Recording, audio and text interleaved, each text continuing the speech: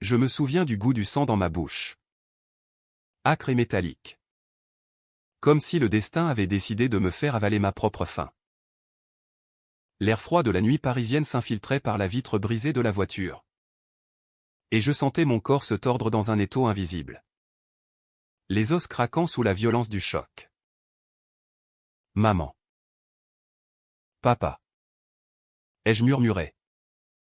Mais leur silhouette, ombreuse au bord de la route déserte, ne se sont pas retournés.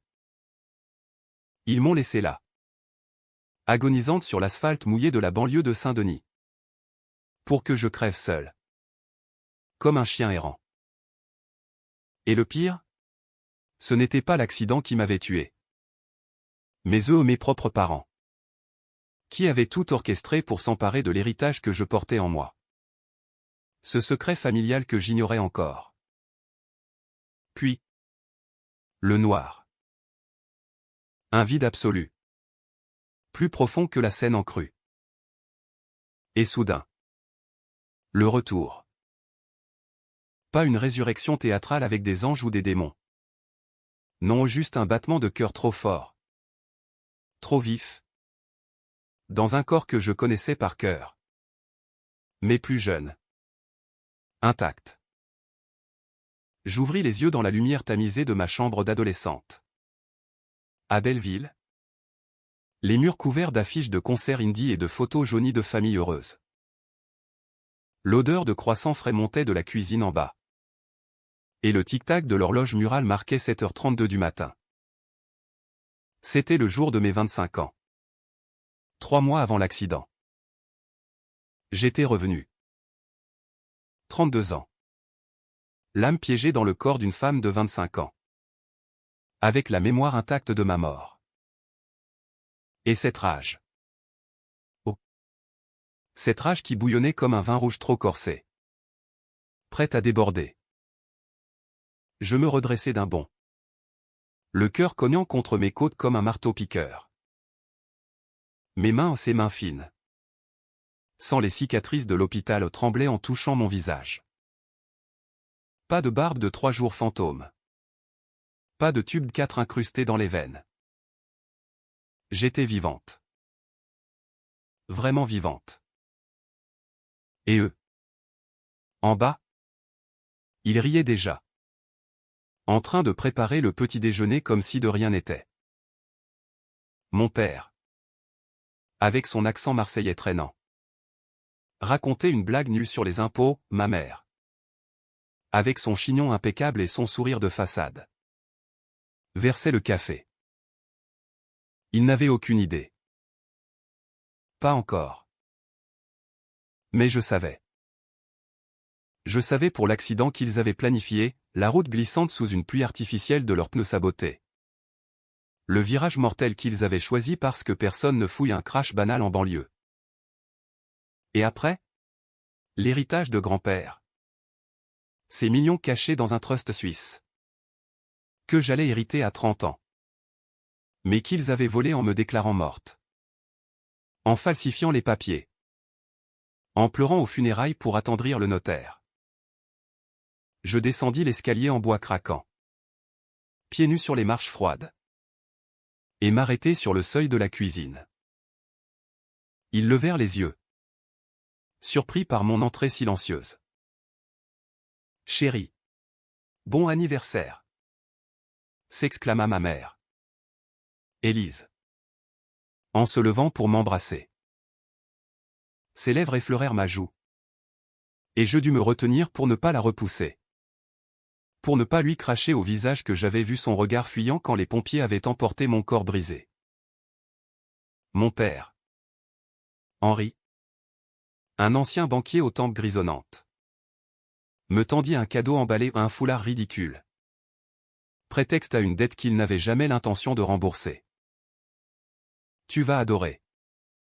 Ma grande. Et ce soir? On fête ça au Fouquet's. D'accord? Je souris. Un sourire factice. Aiguisé comme une lame de rasoir. Bien sûr. Papa. Ce serait parfait. Intérieurement, je bouillonnais. Par où commencer? La vengeance n'est pas un sprint. C'est une valse macabre, lente et précise. Comme ces intrigues de Dumas que j'adorais enfant. D'abord, observer.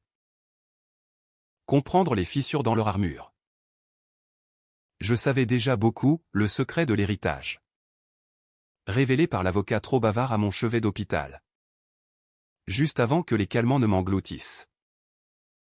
Grand-père n'avait pas seulement été un industriel du vin bordelais, il avait blanchi de l'argent pour des amis politiques. Des pots de vin qui s'étaient mués en fortune offshore. Et moi, l'unique petite fille. J'étais la clé du coffre. Mais eux, ils avaient toujours su. Ils m'avaient élevé dans le mensonge. Me gavant de contes de fées pendant qu'ils ourdissaient leur toile. Assise à table, je picorais mon croissant. Feignant l'appétit. Racontez-moi. Les parents. Qu'est-ce qui vous tracasse ces temps-ci? Le boulot de papa va bien? Henri toussa dans son café. Il avait perdu son poste à la BNP il y a 6 mois dans ma vie précédente. C'était le déclencheur. Les dettes s'accumulaient. Les créanciers appelaient. Et moi. Avec mon petit salaire de galeriste à Montmartre. J'étais leur bouée de sauvetage invisible. Oh. Tu sais. Les marchés sont volatiles. Mais on s'en sort. Sa voix craqua légèrement. Et je vis le tic nerveux à sa mâchoire. Parfait. La première fissure. Après le petit déjeuner. Je prétextais une promenade pour m'éclaircir les idées. Dehors. Paris s'éveillait sous un ciel de plomb. Typique de ce printemps maussade 2025. Les rues de Belleville grouillaient de vie, un vendeur de kebab criait ses prix. Une vieille dame promenait son caniche hargneux. Et au loin, le Sacré-Cœur veillait comme un juge impassible. Je marchais vite, le vent fouettant mes cheveux. Et m'arrêtais au café du coin. Le Petit Parisien. Pour un espresso serré. Là, assis au comptoir. Je sortis mon téléphone, mon vieux iPhone cabossé. Inchangé depuis cette époque, et commençai à fouiller. Dans ma vie antérieure. J'avais tout appris trop tard, les emails effacés. Les virements suspects vers un compte aux îles Caïmans. Mais maintenant, j'avais l'avantage du temps. Je contactai d'abord l'avocat de famille. Maître Duval? Sous prétexte d'une question sur mon testament. Allô? Camille? Ravi de t'entendre. Ton anniversaire? Hein? Tout va bien? Sa voix chaude. Presque paternelle. Me noue à la gorge. C'était lui qui m'avait tout révélé sur mon lit de mort. Oui. Tout va. Juste. Curieuse. L'héritage de grand-père. Il est bien verrouillé jusqu'à mes 30 ans. Silence pesant. Absolument. Tes parents n'y touchent pas. Pourquoi cette question? Je ris. Un rire cristallin et faux. Paranoïa d'artiste? Vous savez. Mais intérieurement? Je notais, ils mentaient pour les protéger. Ou ignorait-il? Non. Duval savait. Il était leur complice muet. De retour à l'appartement. Je surpris une conversation chuchotée. Ma mère au téléphone, Henri. On ne peut plus attendre. Les dettes montent. Et si Camille hérite?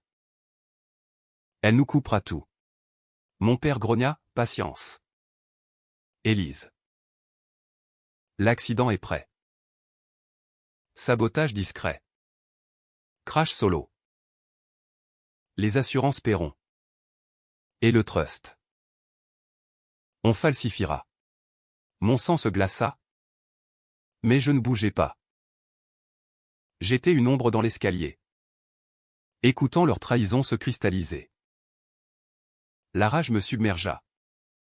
Une vague acide qui me fit serrer les poings jusqu'au sang. Ils parlaient de moi comme d'un obstacle. Pas d'une fille. 25 ans d'amour factice. Balayés pour des billets verts. Ce soir-là. Au Fouquet's. Sous les lustres étincelants des Champs-Élysées. Je jouais mon rôle à la perfection. Robe noire moulante. Maquillage impeccable. Je riais à leurs anecdotes. Portais des toasts à notre famille unie. Mais sous la table, mes ongles s'enfonçaient dans ma paume. Le plan germait, d'abord. Semait le doute. Je lâchais une bombe innocente, au fait. J'ai revu Maître Duval aujourd'hui. Il m'a parlé du trust. Impressionnant. Non. Grand-père était un malin. Leurs visages se figèrent une seconde ou une éternité pour moi. Ma mère blêmit, vraiment? Il n'aurait pas dû. Je haussai les épaules. Oh. Rien de grave. Mais peut-être qu'on devrait en discuter tous ensemble. La graine était plantée. La nuit. Dans mon lit. Je ne dormis pas. Les souvenirs de la mort affluaient, la douleur lancinante. Le froid qui rampait dans mes membres. Et ce dernier regard vers eux. Fuyant dans la nuit. Ils m'avaient abandonné. Criant c'était un accident, aux policiers. Mais je savais. Le sabotage, un frein trafiqué par un mécano véreux qu'ils avaient payé cash. Et après ma mort. Les funérailles larmoyantes. L'héritage détourné. Leur vie de luxe à Nice pendant que mon fantôme hurlait dans le vide. Le lendemain. Je passais à l'action. Première étape, infiltrer leurs secrets. Je fouillais la chambre parentale pendant qu'ils étaient au marché. Dans le tiroir du bureau de papa. Un dossier, plan B, assurance vie Camille. Des calculs froids. Des dates soulignées le 15 juin. Jour de mon trajet vers Bordeaux pour une expo. L'accident. Et une lettre à Élise. Si ça tourne mal. Souviens-toi, elle n'était qu'un moyen. Mon estomac se retourna. Un moyen. J'étais leur pion depuis toujours. Je photocopiais tout. Cachais les originaux dans mon sac. Puis, je contactais un privé. Un ex-flic que j'avais connu via un ami galeriste, Laurent. Un type bourru avec une cicatrice sur la joue et un flair pour les ordures. Camille? Qu'est-ce qui t'amène? Rendez-vous dans un bistrot anonyme du Marais. Mes parents. Je pense qu'ils complotent contre moi. Héritage. Dette. Tu peux creuser. Il haussa un sourcil. C'est grave. Ça. Illégal. Même.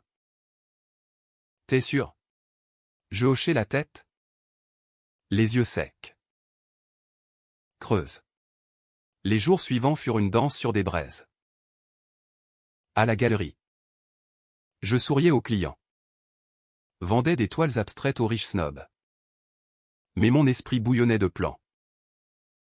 J'augmentais mon assurance vie. Changer les bénéficiaires à un cousin éloigné. Nigo maisonnette. Et je commençais à distiller le poison, des allusions sur des amis qui parlent trop. Des regards accusateurs lors des dîners. Ma mère maigrissait. Mon père buvait plus. Bien. La première confrontation vint par accident ou presque. Un soir, rentrant tôt, je l'ai surpris dans le salon. Carte à la main. Pas un jeu innocent, des plans de la route. Des schémas de frein. Regarde. Ici. Le virage est parfait. Pas de témoin. Je toussai bruyamment en entrant. Ils sursautèrent comme des lapins. Oh. Chérie. On regarde un film. Je m'approchai, feignant la curiosité. Vraiment? Montrez-moi. Mon père balaya les papiers. Mais trop tard. J'en vis assez, le mécano s'appelait Gino. Un Italien du 18e. Intéressant. Ce film. Je souris. Et pour la première fois, je vis la peur dans leurs yeux. La vraie peur. Celle qui fait transpirer les coupables. Les semaines suivantes furent un tourbillon de tension. Comme ces orages d'été qui éclatent sur la capitale sans prévenir. Laissant Paris luisante et électrique. Laurent. Mon privé. M'envoya ses premiers rapports par mail cryptés, des dettes colossales. 800 000 € à des prêteurs usuriers liés à la pègre marseillaise des types que papa avait côtoyés dans sa jeunesse de banquier véreux. Et ma mère? Une addiction au jeu. Des dettes au casino d'Anguien. Masquées par des emprunts fictifs sur mon nom. Il m'avait déjà saigné à blanc. Sans que je m'en rende compte. Tu paies pour nous. Ma chérie. Avait-elle dit une fois. En riant. Quand j'avais signé un prêt pour aider la famille. Aveugle. J'étais. Mais maintenant. Je voyais clair. La vengeance prenait forme, pas un coup d'éclat sanglant. Non, quelque chose de plus français. Plus raffiné. Comme une tragédie racinienne où les mots sont des poignards. Je décidai de frapper là où ça faisait mal, leur image. Paris est une ville de ragots. De salons mondains où un murmure peut ruiner une réputation. Je commençai par un dîner avec des amis de la galerie. Des critiques d'art influents. Chez l'ami Louis. Ce resto mythique du 3e. Mes parents? Oh. Des gens compliqués. Toujours à flairer l'argent facile. Rire complice. Hochement de tête. Puis. Plus précis, imaginez. Ils me poussent à signer des trucs louches pour leurs dettes. Pathétique. Non. Les rumeurs enflèrent comme une pâte à choux. Bientôt. Des appels, Camille. C'est vrai pour tes parents? Le milieu marseillais? Je jouais l'innocente blessée. Les larmes aux yeux. Je ne sais plus quoi penser. Et eux? Chez eux. Paniquaient.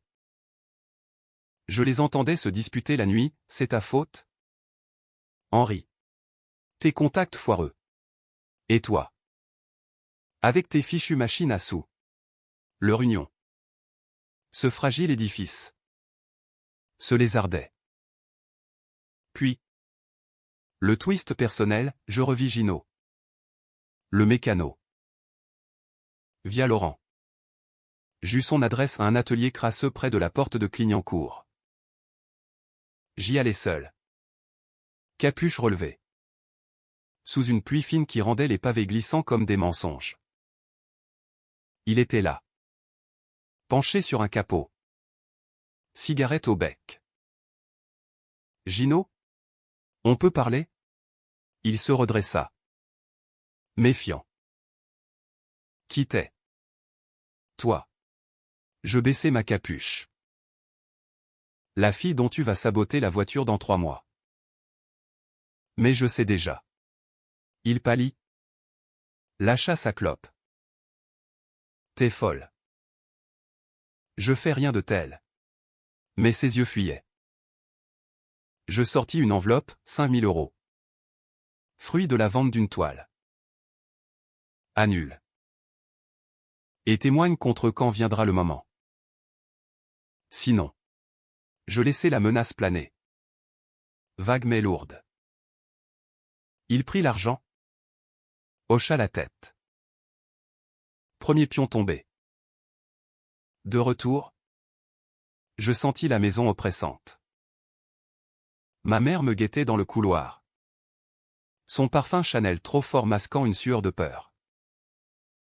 Camille. Ma puce. Tu vas bien? Tu rentres tard. Je la fixais, cherchant en elle la mère que j'avais aimée.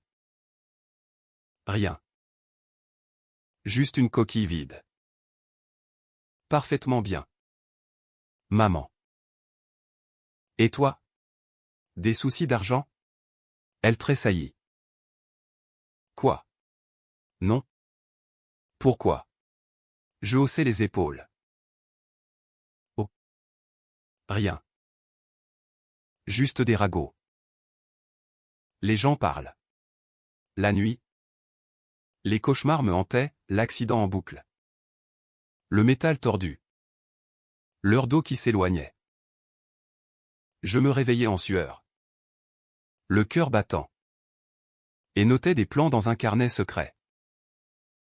Étape 2, exposer le secret familial. J'appelai Maître Duval pour un rendez-vous formel. Son cabinet haussmannien. Avec ses boiseries sombres et ses livres reliés. Puis le mensonge bourgeois. Camille. Qu'est-ce qui t'amène vraiment? Je posai le dossier sur son bureau aux copies des plans. Relevé bancaire piraté par Laurent. Ça. Et votre rôle là-dedans? Il blêmit. Ajusta sa cravate. C'est une erreur. Tes parents m'ont forcé la main. Forcé? Je ris. Un rire froid comme la Seine en hiver. Sauvez-vous? Maître. Testifiez? Ou je balance tout à le monde. Complot familial pour meurtre. Il accepta. Tremblant. Un allié de plus. Mais la tension montait. Lors d'un dîner familial forcé aux pâtes al dente et vin de table, mon père craqua. Camille. Arrête tes insinuations. On t'aime. Bon sang. Je le regardais. Droit dans les yeux. Vraiment? Papa? Assez pour me laisser crever. Silence de mort. Ma mère étouffa un sanglot théâtral. Qu'est-ce que tu racontes? Je me levai. Renversant mon verre vin rouge coulant comme du sang. Je sais tout. L'accident.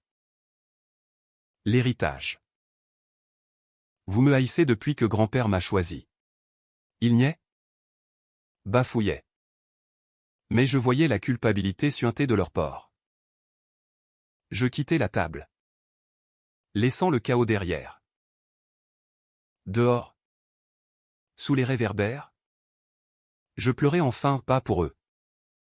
Pour la fille que j'avais été. Crédule et aimante. La vengeance n'est pas gratuite, elle ronge l'âme. Mais je n'avais plus d'âme à perdre. Laurent appela le lendemain, j'ai du lourd. Ton père a un amant, un jeune gigolo qui sait pour les dettes. Et ta mère? Elle a falsifié des chèques à ton nom. Parfait. Je décidai du coup suivant, une confrontation publique. J'invitai des amis proches en réalité. Des journalistes freelance déguisés à une soirée anniversaire bis à la maison. Venez nombreux. Les parents adorent. Ils acceptèrent.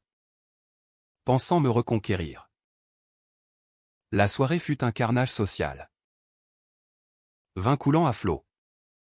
Rire forcé. Puis, je lâchai la bombe, un toast. À ma famille. Qui m'a appris la valeur de la confiance. Ou son absence. Silence. Puis, je sortis le dossier. Le lisant à voix haute, dette. Plan. Faux. Les invités aux journalistes notaient furieusement. Ma mère hurla, c'est faux. Tu nous ruines. Mon père tenta de m'attraper le bras, espèce de petite ingrate. Mais Laurent surgit de l'ombre. Menottes prêtes. Police. Vous êtes en état d'arrestation pour tentative de meurtre et fraude. Le chaos, crie. Pleure. Flash d'appareil photo. Menotté. Emmené sous les yeux médusés des voisins. Moi, je restais debout. Un verre à la main. Un sourire victorieux aux lèvres. Mais au fond, un vide. Était-ce la justice? Ou juste une autre trahison? Les jours après l'arrestation furent un brouillard de flash et de titres à sensation. Fille unique démasque complot parental, meurtre pour héritage, hurlait le Figaro en une. Paris bruissait de l'affaire. Des cafés du quartier latin au plateau télé de CNews. Où des experts disséquaient la perversion du lien familial moderne. Moi, j'étais la héroïne réticente. Interviewée à contre-cœur. Mon visage pixelisé pour protéger l'anonymat et l'ironie. Puisque j'avais tout orchestré pour l'exposition maximale.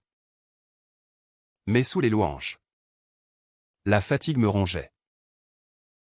Vengeance accomplie. Et alors? Le miroir me renvoyait une étrangère, yeux cernés. Lèvres pincées. L'âme écorchée par des souvenirs qui n'auraient pas dû exister. La garde à vue de mes parents dura 48 heures. Assez pour que les preuves s'accumulent. Gino craqua le premier. Avouant le sabotage pour 10 000 € ou une misère pour une vie. Maître Duval? Acculé. Fournit les faux documents. Pleurnichant sur la pression familiale. Et les relevés bancaires? Irréfutables, des virements de mon compte vers des paradis fiscaux. Masqués en un cadeau. L'instruction s'ouvrit au palais de justice de Paris. Un labyrinthe de marbre froid où les échos des pas résonnaient comme des jugements.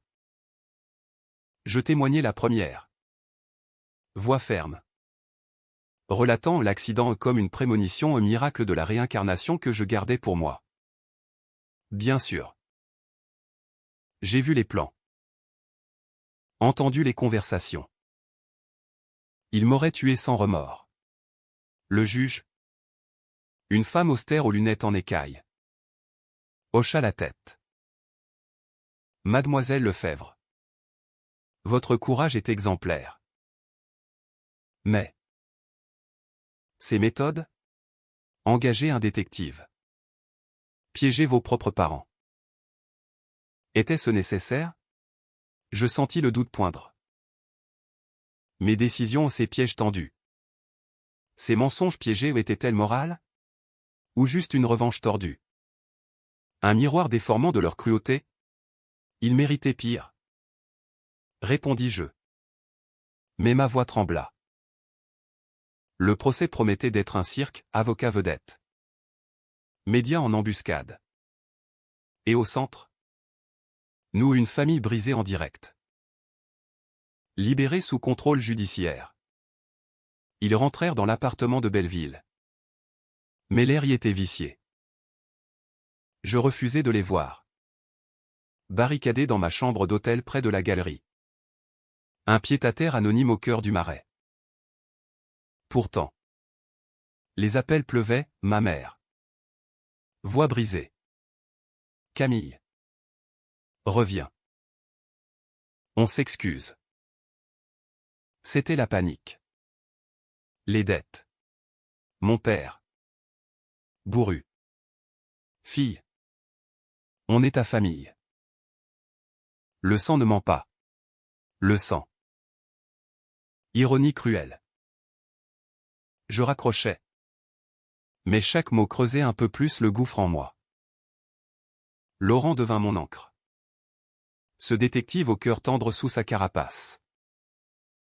On se voyait au Petit Parisien. Espresso après espresso. T'as fait ce qu'il fallait. Camille. Mais la vengeance? C'est comme le bon vin, trop. Et ça vous monte à la tête. Il avait raison. Les nuits. Je revivais non plus l'accident. Mais mes actes, le chantage à Gino. La soirée piège. Étais-je meilleur qu'eux? Une justicière autoproclamée. Ou une manipulatrice vengeresse? Paris. Avec ses façades haussmanniennes impeccables cachant des drames intimes. Semblait me juger de ses yeux de pierre. Puis. Le contre-coup. Un soir. En rentrant de la galerie. Je trouvai une lettre glissée sous ma porte d'hôtel, tu nous as trahis. Comme nous t'avons trahi. Mais le sang appelle le sang. Signé. Rien. Menace? Ou désespoir? Je tremblais. Appelez Laurent. Il renforça la surveillance. Mais le doute s'insinua. Étaient-ils innocents d'une partie? Non, les preuves hurlaient le contraire. Pourtant. Lors d'une visite forcée au commissariat. Face à eux derrière la vitre blindée. Je craquai. Ma mère, vieillie de 10 ans en un mois, pleura, on t'aimait. Vraiment. Mais la peur. Les dettes nous ont rendus fous. Mon père, stoïque, ajouta, pardonne. Ou pas. Mais vie. Vie. Le mot résonna. Dans ma vie précédente. J'étais morte sans vivre vraiment en galeriste talentueuse. Mais seule. Piégée dans l'ombre de leur amour toxique. Maintenant, l'héritage affluait, 4 millions. Net d'impôts. Pour réparer. Je rénovais la galerie. Exposais des artistes radicaux. Ceux qui peignaient la trahison et la résilience. Mais la nuit, la rage persistait. Un feu couvant. Le procès s'ouvrit en juillet. Sous une canicule étouffante qui faisait suer les jurés dans leur box. Les chefs d'accusation, tentative d'homicide. Escroquerie. Abus de confiance. Les médias en firent leur chou gras l'affaire Lefebvre, quand la famille vire au thriller. Leur avocat. Un requin du barreau nommé Bertrand. Tenta la carte de la folie, pression financière. Dépression. Pas des monstres. Des victimes du système. Ridicule. Je contredis en défilé, témoignage. Enregistrement secret, oui. J'en avais fait. Illégal mais efficace. Expertise balistique sur les freins sabotés. Mais le moment controversé vint de moi. Sous serment? Je révélai le secret enfoui, grand-père n'était pas un saint. Il blanchissait pour la mafia corse. Et mes parents savaient, ils ont profité. Choc en salle. Bertrand sauta dessus, et vous? Complice par héritage? Le juge frappa du marteau. Mais le mal était fait. Étais-je propre? Mon propre twist en exposant leur crime. J'avais soulevé le voile sur le nôtre. La famille entière pourrie. La tension culmina au 3e jour. Ma mère, au bord de l'hystérie, hurla depuis le banc, tu nous es parce que tu te hais. Tu savais pour l'argent sale. Et tu l'as gardé. Mensonge? Ou vérité à moitié? Les jurés murmurèrent. Moi. Figé. Sentis le sol se dérober. Laurent. Dans la salle? Me serra la main, tiens bon. La salle d'audience devint un théâtre des âmes damnées. Où chaque regard croisé était une estocade. Après l'éclat de ma mère. Le juge ordonna une pause. Mais le poison était injecté. Les journaux du soir titraient « Héritage maudit, la fille impliquée ».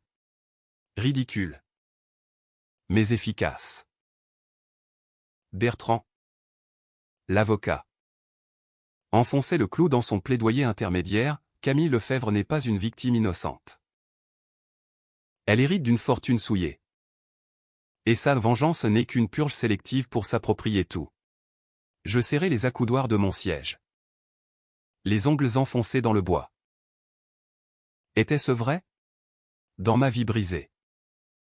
J'avais fermé les yeux sur les murmures de grand-père. Ses voyages d'affaires à Ajaccio. Aveugle par amour filial. Mais maintenant. Cette révélation me rongeait, j'étais complice par omission. Laurent me traîna hors du palais. Vers un café ombragé place Dauphine. Ignore-les. Les faits parlent. Mais les faits? Les miens étaient gris. J'avouais. Voix basse, et si j'étais comme eux? Une menteuse qui manipule. Il posa sa main sur la mienne. Rugueuse mais rassurante. Non. Tu luttes. Eux. Ils détruisent. Son regard? Bleu acier. Me cloua. Pour la première fois depuis mon retour. Je sentis une étincelle au pas de rage. Mais de vie. Peut-être que la vengeance n'était qu'un pont vers la guérison. Le procès reprit avec les témoins. Gino, suant dans son costume trop serré, confirma tout, Henri m'a payé pour les freins. Un accident clean. Qui l'a dit? La salle gronda. Puis Duval? Brisé, ils m'ont menacé. Mais j'aurais dû parler. Et moi? En contre-interrogatoire. Je dus affronter Bertrand, mademoiselle. Pourquoi avoir piégé vos parents au lieu d'aller à la police directement? Question piégée. Parce qu'ils étaient ma famille. Je voulais des preuves irréfutables. Murmure. Ou les détruire publiquement, ricana-t-il. Je le fixais, les deux. La haute tension vint le dernier jour, plaidoirie finale. Le procureur. Une femme implacable nommée Leclerc. Peignit un tableau d'année, une trahison absolue. Un parricide inversé. Justice doit être faite. Bertrand contre-attaqua, une fille ambitieuse. Forgée dans le vice familial. Qui frappe pour survivre. Les jurés. Ces anonymes ordinaires, un prof. Un employé de banque. Une retraitée où délibérèrent 4 heures. 4 heures où Paris continua de tourner, touriste au Louvre. Klaxon sur le périph'. Moi dans un taxi. Le cœur en vrac. Le verdict tomba comme un coup près, coupable. Tentative d'homicide, 10 ans ferme pour mon père. 8 pour ma mère. Atténué pour première infraction. Fraude, amende colossale. Saisie d'avoir. La salle explosa au cri de joie des médias. Sanglots 2. Ma mère se tourna vers moi. À travers les menottes, tu as gagné. Mais tu as perdu ton âme. Peut-être. Mon père. Muet. Baissa la tête. Victoire amère. Dehors. Les flashs m'aveuglèrent. Je fuis vers la Seine. M'appuyer au pont des Arts. Cadenas d'amour brisé à mes pieds. Laurent me rejoignit, c'est fini. Pas tout à fait. Le twist final se révéla dans une lettre de grand-père. Trouvée dans le trust, Camille. Si tu lis ceci, c'est que le sang a coulé. Utilise l'argent pour guérir. Pas pour haïr. Pardonne. Ou périt. Guérir. Le mot me hanta. Les mois suivants. Je transformai la galerie en sanctuaire, expo sur la résilience. Atelier pour victimes de violences familiales. L'héritage finança des bourses pour artistes trahis. Mais les nuits étaient dures. Rêve où je mourrais encore. Ou pire, où je les tuais de mes mains. Laurent devint plus qu'un allié, un amant. Tendre et solide. Qui manquerait dans le présent. Tu vis, Camille. C'est ta revanche. Pourtant, la controverse persista. Un podcast viral m'accusa de vengeance woke. De détruire la famille sacrée. Débats enflammés sur BFM, féminicide inversé ou hystérie filiale? Je n'intervins pas. Laissez-les jaser, Paris adore ces scandales. Un an plus tard. Parloir de la prison de Fleury-Mérogis. Je les vis. Usés. Brisés. Pourquoi? Demanda mon père. Je répondis, parce que vous m'avez appris à survivre. Pas de pardon, mais une trêve. Dehors. La vie reprenait, et exposition sold out. Rire avec Laurent. Paris sous la neige de décembre 2026. Le temps. Ce grand égaliseur avait poli les arêtes de ma rage, la transformant en une cicatrice discrète plutôt qu'en plaie ouverte. 2 ans après le verdict, Paris m'avait adopté à nouveau. Non plus comme la fille maudite, mais comme l'icône discrète d'une renaissance controversée. La galerie. Rebaptisée l'héritage brisé. Bourdonnée d'expositions qui interrogeaient la trahison, toile sombre de familles fracturées. Sculpture de chaînes rompues. Les critiques adulaient Lefebvre transforme le poison en or et l'argent coulait. Propre cette fois. Réinvesti en cause, refuge pour femmes battues. Thérapie pour orphelins de complots parentaux. Ironie, l'héritage souillé finançait la purification. Laurent et moi. Nous avions emménagé dans un loft haussmannien du 6e. Avec vue sur le jardin du Luxembourg. Nos matins étaient lents. Café fumant et croissant tiède. Ses bras autour de moi chassant les ombres résiduelles. Tu penses à eux, demandait-il parfois. Quand mes yeux se perdaient dans le vide. Je haussais les épaules, moins. Mais le fantôme reste. Car oui. Ma mort n'était pas effacée. Elle pulsait dans mes veines. Un rappel que la vie est un don volé. À savourer avec voracité. Les parents? Libérés sur parole après 18 mois.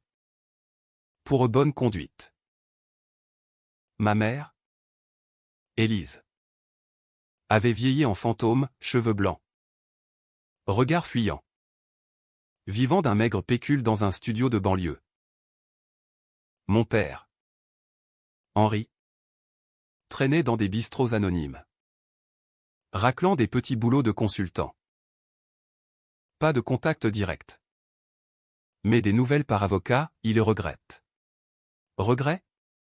Trop tard pour laver le sang imaginaire sur mes mains. Le climax inattendu survint lors d'une expo majeure, trace de sang. Une rétrospective sur la violence intime.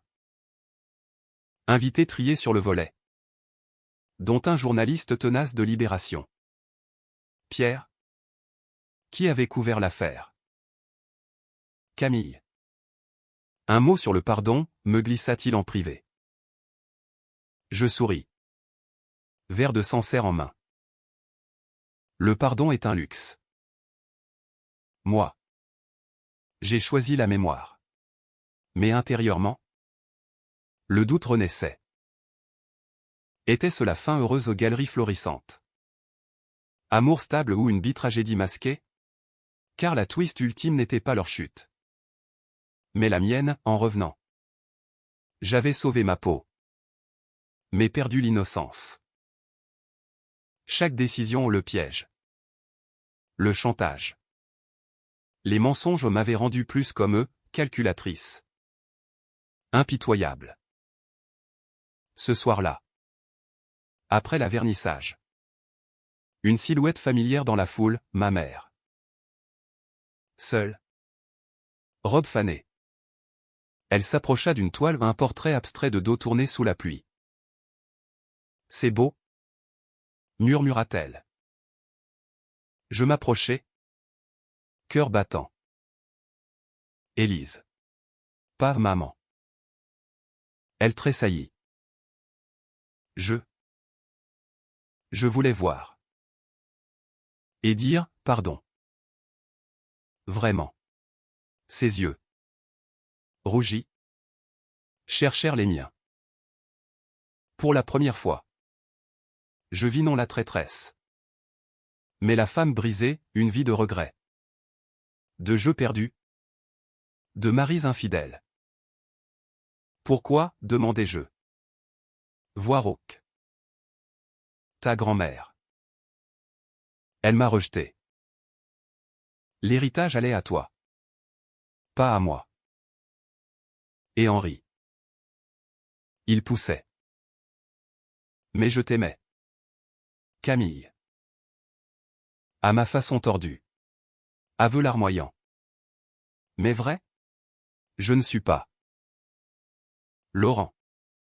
À mes côtés. Serra ma main. Choisis. Je choisis, va-t'en. Vis ta pénitence. Elle partit. Ombre dans la nuit parisienne. Et je sentis un poids s'alléger au pas pardon.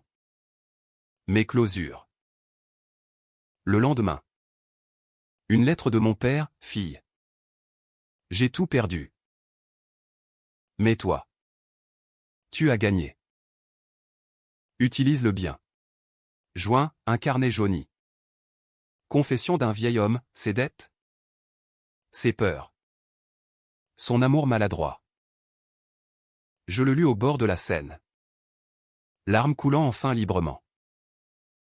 Pas pour eux. Pour nous la famille que nous aurions pu être. La fin? Pas bi-tragique. Mais aigre-douce. Comme un roman de Modiano, ombreuse. Mais éclairée par des lueurs d'espoir. Je voyageais au Bordeaux pour l'héritage vinicole. Marseille pour exorciser les fantômes paternels. Avec Laurent. Un enfant? Peut-être. Un legs non souillé. Et la galerie prospéra. Exposant des histoires de retours impossibles. De vengeance sublimée en art. Paris. Éternel. M'embrassa de ses lumières. J'étais revenu d'entre les morts. Non pour haïr. Mais pour vivre pleinement. Impitoyablement. Et si le sang appelait le sang? Le mien chantait désormais la résurrection.